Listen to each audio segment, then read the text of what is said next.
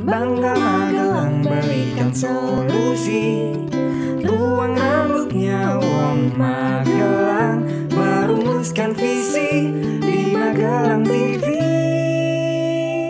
Hanya di Bangga Magelang, ruang rembuknya Wong Magelang. Salam jumpa pemirsa, bagaimana kabar Anda? Minggu ini menjadi momen spesial di mana tanggal 9 Desember 2020 merupakan Hari Anti Korupsi Sedunia, disusul dengan 10 Desember merupakan Hari Hak Asasi Manusia Sedunia. Kita ketahui sendiri bahwa koruptor merupakan penjahat, bukan hanya penjahat besar, tetapi juga merupakan pelanggar HAM yang sangat berat. Di mana kita ketahui sendiri isu-isu yang saat ini beredar, 4 OTT yang dilakukan KPK beruntun dalam kurun waktu yang singkat dari 25 November hingga 5 Desember 2020, dan pelakunya juga terbilang kelas kakap, yaitu 2 menteri dan juga 2 kepala daerah.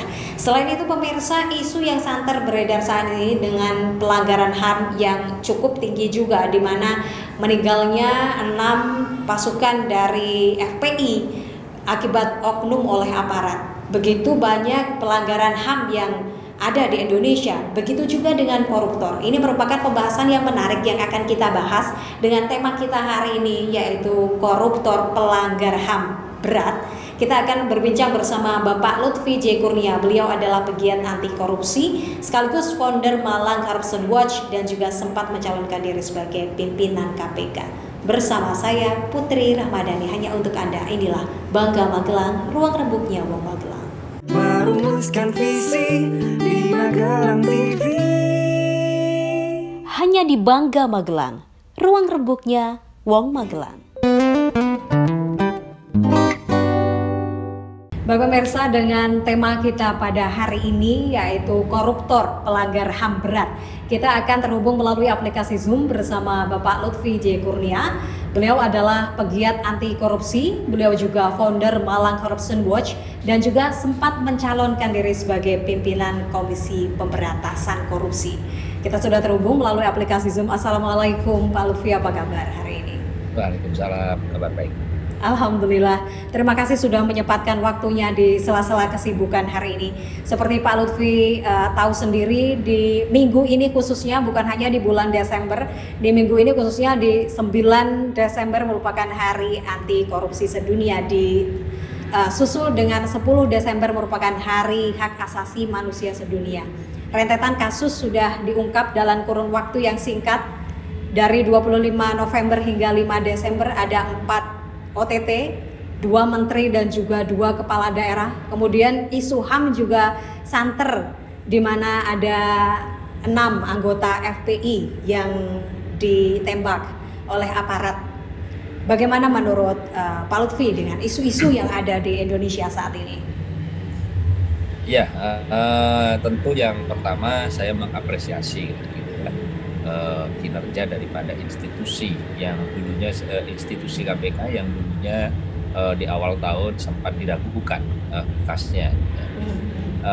Saya pikir ini adalah sinyal yang diberikan oleh pimpinan institusi ini untuk memberikan harapan bahwa ke depan Republik ini masih punya penjaga gitu ya, di bidang anti korupsi gitu ya. Nah, ini adalah penting untuk memberikan spirit baru gitu ya, spirit baru bagi masyarakat, bahwa masyarakat ini mempunyai kepercayaan terhadap lembaga ini, bahwa oh ini masih hidup gitu ya. Nah, namun selain itu yang kedua, perlu juga ke depan KPK ini mempunyai blueprint gitu ya, mempunyai desain ke depan yang berkaitan tentang penegakan hukum. Nah, penegakan hukum itu apakah kemudian berimplikasi terhadap pencegahan, atau hanya penegakan hukum yang berkaitan dengan teknis semata, yang berkaitan misalnya ini kasus ini sudah diambil kemudian dihukum atau ditahan dan seterusnya. Nah, kalau cuma sekedar itu, maka kita tidak memerlukan institusi sebesar KPK, karena itu bisa dilakukan oleh lembaga-lembaga yang lainnya. Nah, oleh karena itu, karena mandatnya KPK itu adalah pemberantasan korupsi, maka dia punya dua perspektif. Perspektif yang pertama itu adalah law enforcement, yaitu menyelesaikan kasus-kasus ya termasuk sekarang melakukan penangkapan, melakukan hukum dan seterusnya. Kemudian yang kedua, dia harus punya perspektif membangun sistem, mendorong pemerintah, mendorong institusi-institusi publik itu untuk patuh, untuk kemudian berimplikasi secara sosial, secara sistem, secara administrasi, secara birokrasi kepada pemimpin di semua level untuk melakukan perubahan.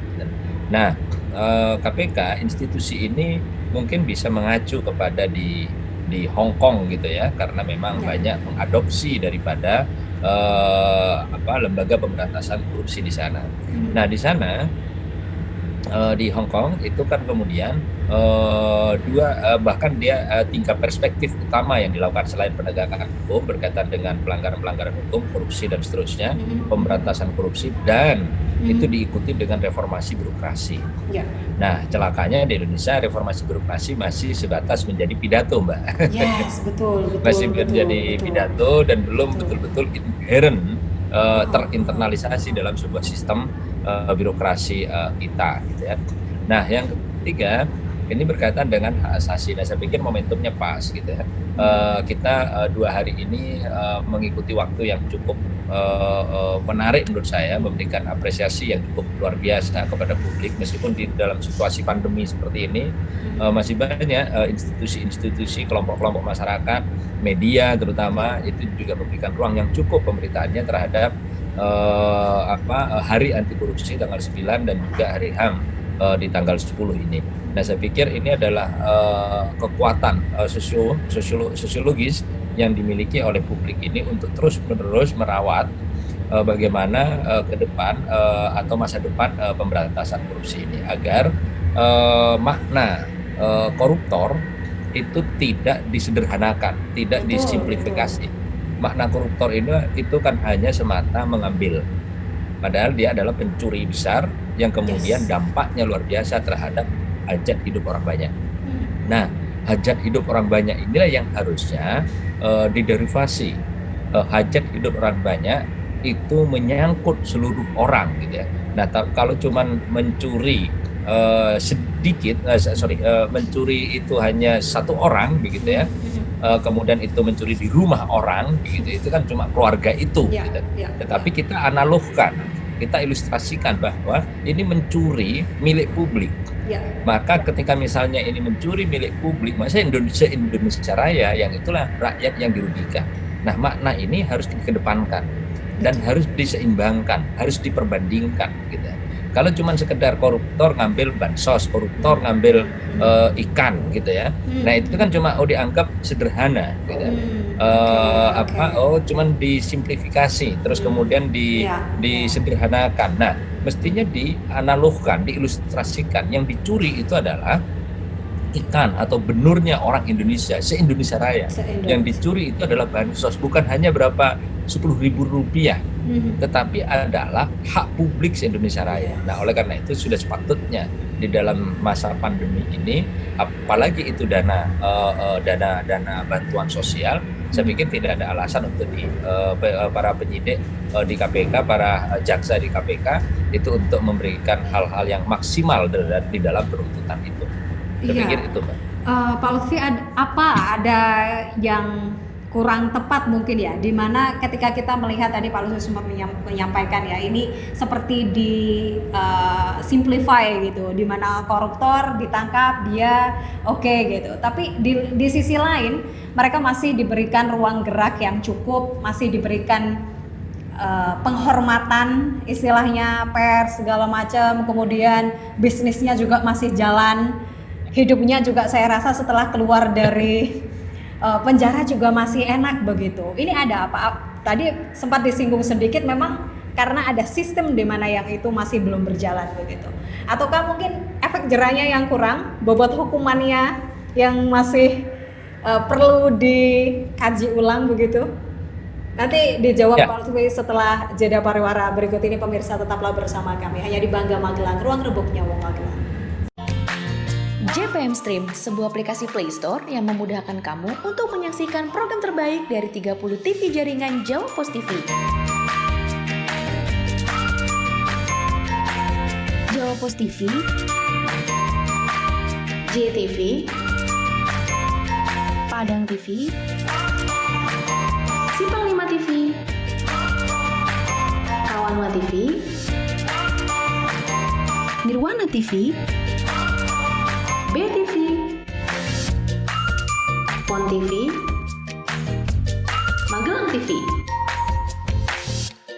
Get your JPM Stream apps now. Pemirsa, Anda masih bersama kami di Bangga Magelang, Ruang Rembuk Nyawung Magelang. Bagi Anda yang belum mengikuti sosial media kami, segera follow Instagram kami di @magelang.tv dan juga YouTube official kami di Magelang TV. Dan bagi Anda yang belum mendownload aplikasi JPM Stream, segera download aplikasi JPM Stream sehingga Anda bisa menyaksikan tayangan-tayangan kesayangan Anda di Magelang TV. Ya, tadi Pak Lutfi, ini banyak yang mengeluhkan di mana banyak yang mengira apa hukuman mati itu adalah jawaban yang tepat bagi itu, karena kita tahu banyak koruptor di luar sana ya menganggap itu enteng begitu. Ya, dalam kaitan ini saya menilainya ya mungkin sepatutnya lah gitu ya, hukumannya yang berat ya, atau penuntutannya gitu ya, nanti kan hakim ya yang akan menentukan itu. Nah, kita berharap juga bagaimana materi yang disiapkan oleh KPK, oleh jaksa di KPK, penuntut di KPK itu betul-betul memenuhi asas-asas hukum dan itu betul-betul memberikan rasa keadilan kepada publik gitu ya. Nah, yang menarik tadi soal sistem. Nah, di Indonesia ini karena ini negara terlalu administratif gitu ya. Negara terlalu administratif. Terlalu administratif Yeah. sehingga kemudian menihilkan gitu ya, menihilkan hal-hal yang substantif. Jadi saya setelah lama bergiat begitu ya dalam konteks gerakan anti korupsi begitu di Indonesia ini mungkin sudah lebih dari 20 tahun. Lalu kemudian saya coba melakukan beberapa kali riset penelitian baik itu di level nasional maupun di level kecil gitu. Baik itu penelitian yang tim ataupun yang terbatas begitu. Nah, itu menunjukkan bahwa ada tanda kutip ya, ada klasifikasi korupsi administratif gitu ya. Ya namanya korupsi ya korupsilah begitu ya. Namanya pencuri ya pencurilah. Betul. Lalu di situ ada permaafan, permakluman. Nah, lalu kemudian permisivitas. Nah, di sini saya kaitkan dua hal. Keadaban dan soal kesalahan hukum yang kemudian berimplikasi kepada immoralitas. Nah, ini yang tidak pernah dipahami. Betul.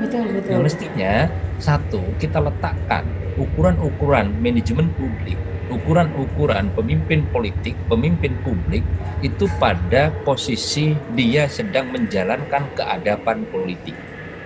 Nah, ini yang harus dilakukan, termasuk pimpinan KPK mulai dari presiden, DPR dan seterusnya. Betul. Nah, ketika dia menyalahi bukan hanya soal sistem menurut saya, tetapi soal etik. Nah, soal etik dan etiket. Ketika soal etik ini dilanggar, soal etiket ini tata kramanya tidak benar, maka di situ sanksi sosial bekerja. Nah, ketika ada tindakan-tindakan yang kemudian yang dilakukan oleh subjek hukum, para pejabat publik itu melakukan pelanggaran hukum, maka ini harus diletakkan sebagai penegakan hukum. Nah, tidak ada lagi kemudian ini kesalahan administrasi semata karena laporannya kurang kemudian dilengkapi. Enggak begitu. Betul. Nah, inilah yang sekarang terbangun di dalam mindset para penegak hukum kita. Mulai dari pengawas pembangunan, mulai dari inspektorat dan seterusnya gitu ya. Nah, oleh karena itu ke depan menurut saya KPK itu harus serius membangun sistem itu yang terintegrasi. Nah, misalnya KPK itu harus memimpin bagaimana mengajak kepolisian, bagaimana mengajak kejaksaan dan inspektorat BPKP dan BPK itu untuk menyusun itu.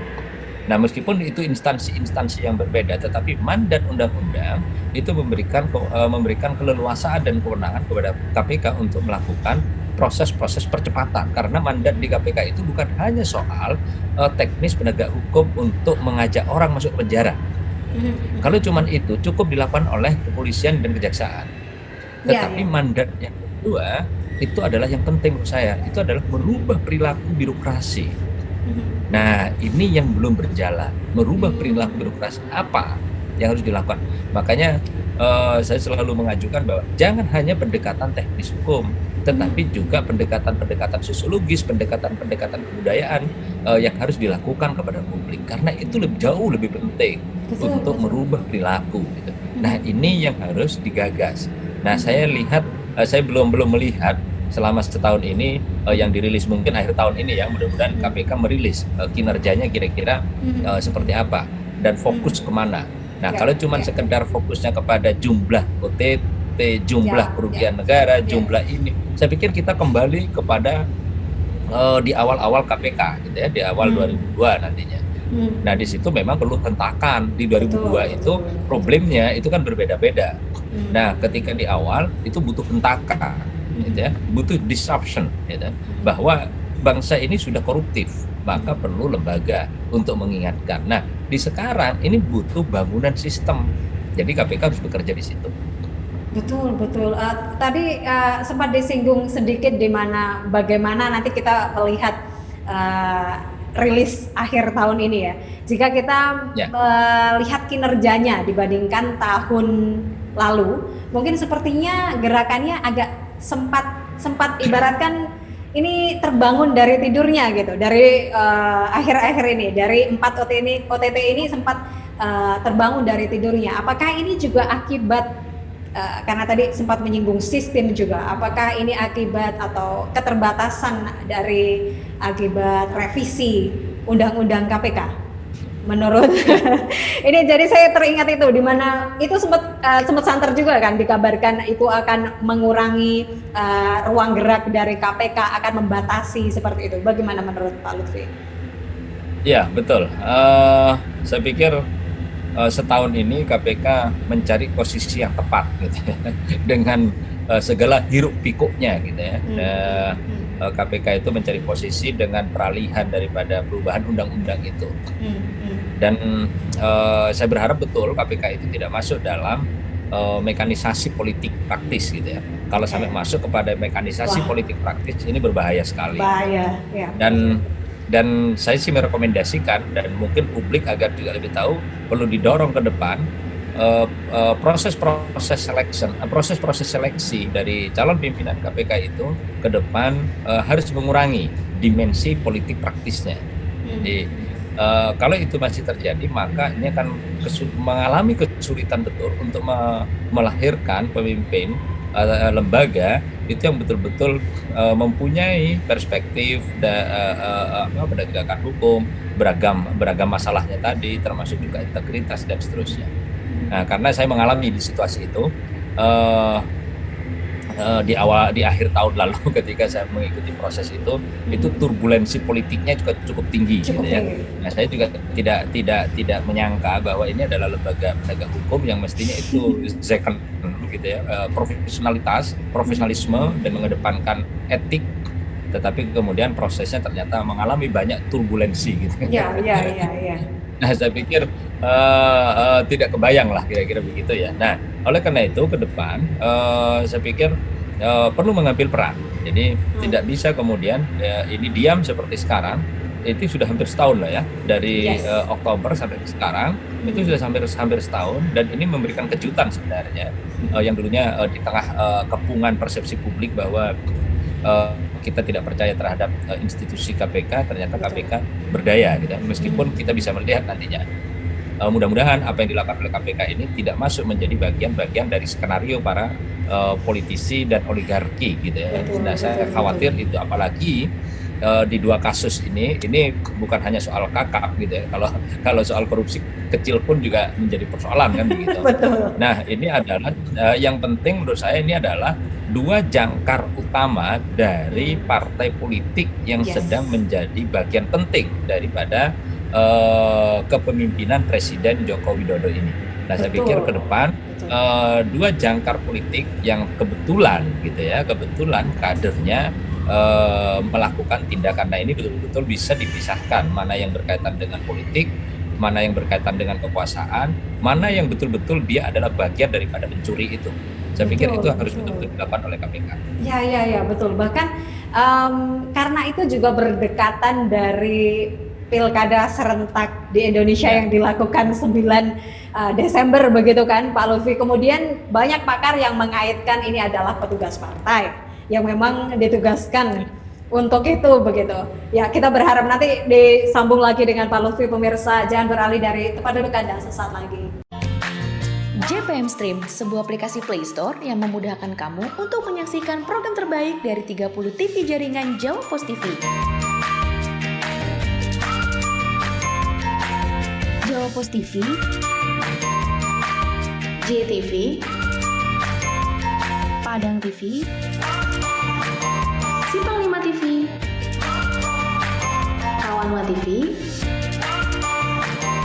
Nirwana TV, BTV, Pon TV, Magelang TV. Get your JPM Stream apps now. Pemirsa, Anda masih bersama kami di Bangga Magelang, ruang rembuknya Wong Magelang. Menyambung tadi apa yang kita obrolkan Pak Lutfi. Banyak media-media yang kemudian meliput dan juga pakar-pakar yang mencoba mengkritisi begitu dengan isu-isu yang saat ini ada di kehidupan di bangsa kita, di mana tertangkapnya itu bukan hanya hari-hari di bulan Desember, peringatan-peringatan penting gitu, momen-momen penting, tetapi juga memang momen penting yaitu pilkada serentak yang dilakukan di Indonesia. Bagaimana itu dikaitkan kemudian Pak Lutfi? Iya, pilkada ini momen yang cukup serius untuk memberikan penanda bahwa demokrasi di Indonesia ini berjalan gitu ya. Kita tidak bicara tentang kedalaman berdemokrasi dulu atau kualitas berdemokrasi gitu ya. Tetapi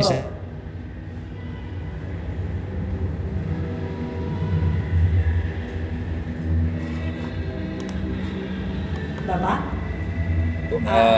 Apakah kemudian ada kasus korupsi, apakah ini juga menjadi bagian penting dari circle gitu ya, circle penyiapan dana dan seterusnya. Nah, ini memang belum ada sebuah riset gitu ya, yang di dalam ini yang kemudian itu berimplikasi terhadap circle ekonominya. Nah, ini memang belum ada, tetapi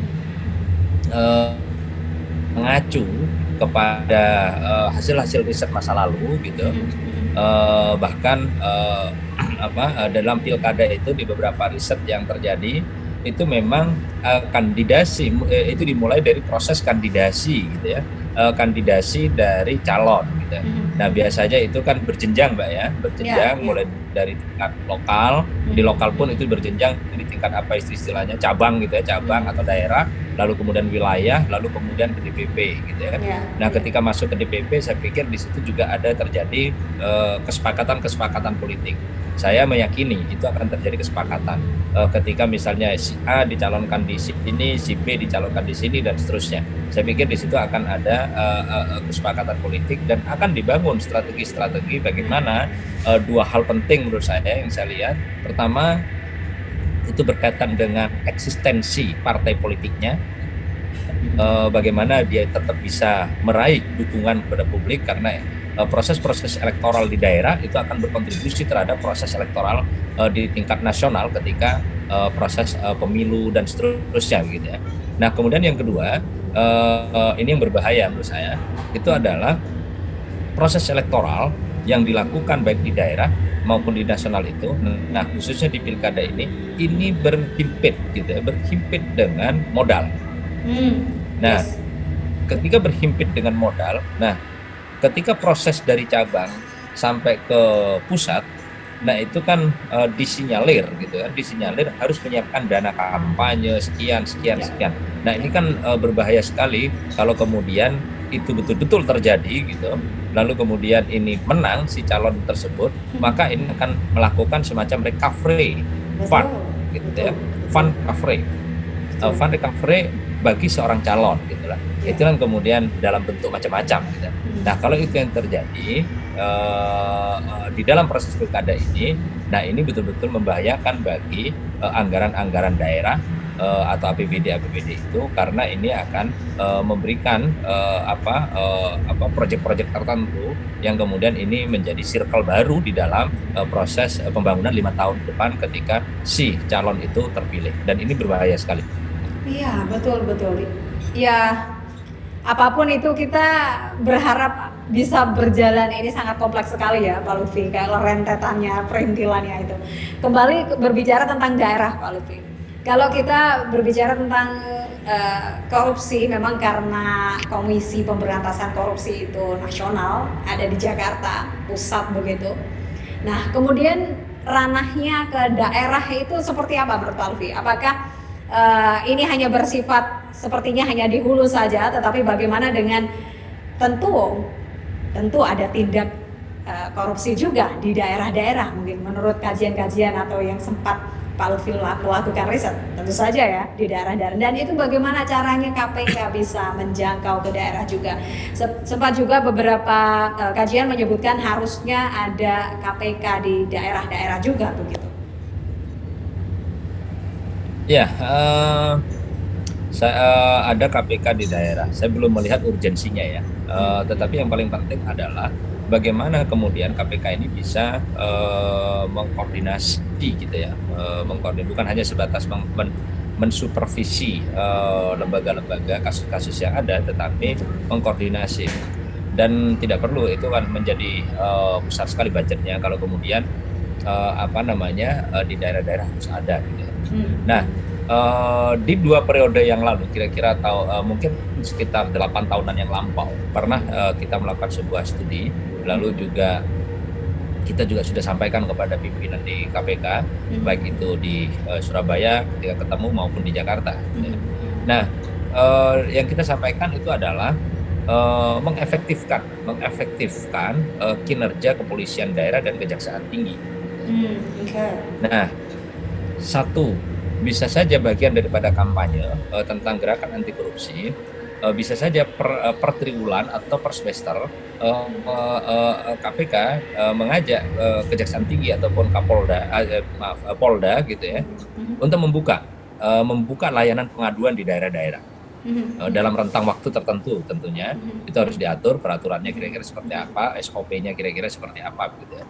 Nah, sehingga ini juga memberikan efek kepada Kejaksaan Tinggi maupun kepada kepolisian di daerah, bahwa mereka juga dilibatkan dan mereka juga menjadi bagian penting menjadi motor daripada gerakan anti korupsi ini. Nah, ini yang belum pernah dilakukan. Nah, itu dibuka saja daerah-daerah itu, diajak dilakukan per 3 bulan sekali, diumumkan kepada publik bahwa misalnya di Jawa Tengah bertempat di Kejaksaan Tinggi ataupun di kepolisian daerah, KPK membuka laporan, menerima laporan, dan tidak mempersulit gitu ya, tidak mempersulit. Memang betul sudah ada via email dan seterusnya, tetapi kalau langsung bertemu memberikan ini dan seterusnya, itu masyarakat lebih percaya dan lebih mudah gitu ya, meskipun juga sudah ribuan lewat email dan seterusnya. Tetapi ini juga perlu dilakukan karena ini merupakan bagian daripada edukasi gitu ya. Nah, termasuk juga mungkin bisa dibagi zona gitu ya di Indonesia ini, di zona timur, zona tengah, zona barat dan seterusnya gitu ya. Nah, ini harus dibuka gitu ya. Prinsipnya adalah mengajak institusi penegak hukum lainnya untuk terlibat memimpin proses-proses pemberantasan korupsi melalui penerimaan pengaduan atau laporan dari masyarakat. Ini yang belum dilakukan. Jadi urgensi untuk KPK di daerah saya pikir belum, selama masih ada kepolisian di daerah dan di Kejaksaan Tinggi. Iya. Selama fungsi tersebut masih dilakukan ya, fungsi kontrol tersebut mungkin. Pak Lutfi, terakhir apa yang mau disampaikan kepada masyarakat secara luas begitu terkait juga Hari Anti Korupsi dan juga di mana koruptor merupakan pelanggar HAM berat begitu. Silakan. Ya, kita bersama-sama sebagai warga negara yang sangat mencintai Republik ini. Pertama, kita berpesan kepada pemimpin. Nah, mestinya biasanya kan pemimpin yang berpesan kepada rakyat gitu ya. Rakyat selalu mengingatkan kepada pemimpin, satu, itu harus betul-betul menjaga keadapan di dalam politik. Karena itu menjadi bagian penting dari eksistensi manusia dirinya sebagai pemimpin itu. Yang kedua, kita tidak perlu takut, masyarakat publik di Indonesia ini tidak perlu takut ketika ada kasus-kasus korupsi, mulai level apapun. Saya pikir jalur-jalur hukum ataupun mekanisme-mekanismenya yang perlu dilaporkan itu bisa dilakukan. Nah, selama ini publik itu kan merasa jengah gitu ya, merasa takut untuk melaporkan kasus korupsi karena ketika melaporkan khawatir dijadikan saksi, dijadikan ini, dijadikan ini dan seterusnya. Nah, saya pikir KPK itu melalui kepolisian, melalui kejaksaan. Nah, ini harus mengedukasi publik dan memberikan penjelasan yang detail kira-kira seperti apa pelaporan, mana yang berdampak sebagai saksi dan seterusnya. Jadi harus dijelaskan sebagai laporan korupsi atau sebagai pengaduan atau pemberian informasi. Nah, ini mestinya disampaikan dengan lugas oleh KPK sebagai institusi yang punya mandat kuat di Indonesia. Karena kalau hanya semata seperti sekarang kampanye dalam ruang-ruang seminar, dalam ruang-ruang publik, dalam bentuk baliho dan seterusnya, saya pikir harus dirubah caranya, dirubah strateginya. Termasuk juga pers-pers lokal, media-media di daerah masing-masing. Nah, ini kan harus diajak mestinya. Nah, selama ini masih sentralistik gitu ya, sentralistik. Nah, saya pikir butuh informasi yang cukup bagi masyarakat di daerah, karena masyarakat di daerah itu mulai ada kedekatan dengan medium-medium gitu ya, ada media-media yang berdekatan dengan dia, berdekatan dengan mereka, itu menjadi rujukan bagi dia. Mungkin itu kita yang bisa saya sampaikan. Terima kasih terhadap teman-teman di Magelang TV ini. Terima kasih banyak Pak Lutfi atas waktunya. Semoga ada kesempatan lagi untuk berbincang lagi. Sampaikan salam untuk keluarga dan selamat bertugas. Itu dia pemirsa obrolan yang menarik bersama Pak Lutfi dengan tema kita hari ini. Tentu saja kita perlu waspada dan juga jangan sampai jengah, jangan sampai agar Anda lelah juga untuk mengadu jika ada hal-hal yang sekiranya patut Anda adukan. Saya Putri Ramadhani, sampai jumpa.